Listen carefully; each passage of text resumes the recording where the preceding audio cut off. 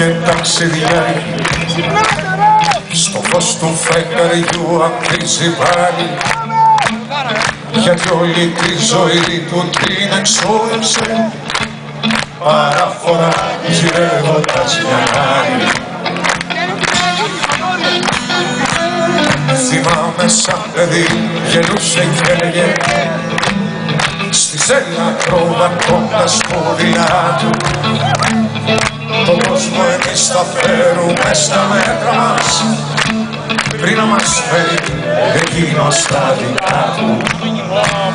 Μα ο κόσμος προχωρά χωρίς να μας ρωτά, κλεισμένοι δρόμοι, κλέφτες και αστυνόμοι, αγάπα τον κελίσου του πάνω κι ύστερα έξω πιο μόνος, μα γελούσε ακόμη.